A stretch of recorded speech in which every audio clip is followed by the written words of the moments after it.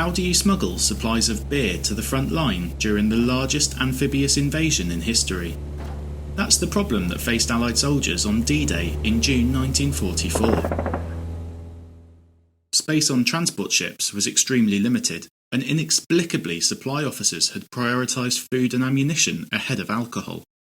As a result, thirsty troops were forced to turn to local French drinks like wine and champagne, which had been left behind by the retreating German army.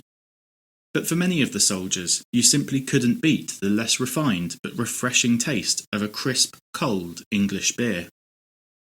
Not for the first time in the war, it was the Royal Air Force who would come to the rescue.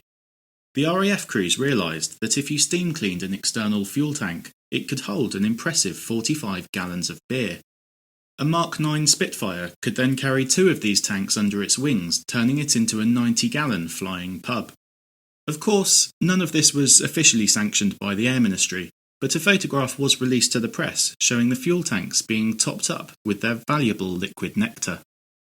Just 7 days after D-Day, the flying pubs were deployed for the first time. Flight Lieutenant Lloyd Berryman of 412 Squadron Royal Canadian Air Force led a flight of 3 Spitfires, and more importantly, 270 gallons of beer from RAF Tangmere in Sussex to the makeshift airfield at Benny-sur-Mer in Normandy. The mission was completely unofficial, with Berryman receiving his orders directly from his commanding officer, a wing commander called Keith Hudson. Hudson had heard rumours that the Germans were poisoning the water supplies in Normandy in an attempt to halt the invasion. He figured the troops on the ground would appreciate a fresh supply of beverages. To make sure the beer was nice and cold on arrival, he told Berryman to fly over at 13,000 feet, where the average air temperature of -11 degrees Celsius would ensure the beer stayed perfectly chilled for arrival. Lloyd Berryman and his 2 wingmen successfully landed at Benny-sur-Mer, but when they rolled to the end of the runway, they were surprised to find the place was deserted. Berryman was just about to call off the mission and return home when he saw an RAF crewman hiding in the bushes.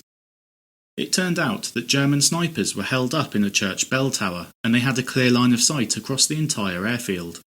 The 3 Spitfire pilots rapidly dropped off their deliveries and set course for home. Berryman's mission was the beginning of a flood of beer runs to the Normandy coastline.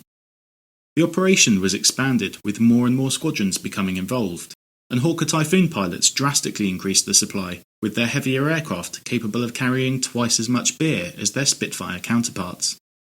American pilots then added custard and ice cream to the menu, using the drop tanks on their P-47 Thunderbolts.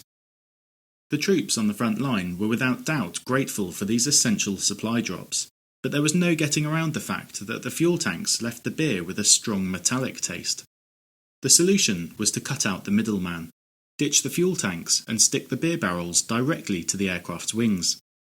This setup became known as Modification XXX, or the beer bomb. XXX is believed to be the brainchild of either 302 or 308 Polish squadrons, with some squadrons even going as far as designing aerodynamic tips for their beer bombs. Like most good things, beer bombing with the XXX modification was brought to an end by the tax office when they threatened to fine the breweries for exporting beer without paying tax. Leave a like down below if you enjoyed the video, and let us know in the comments what you thought of Modification XXX.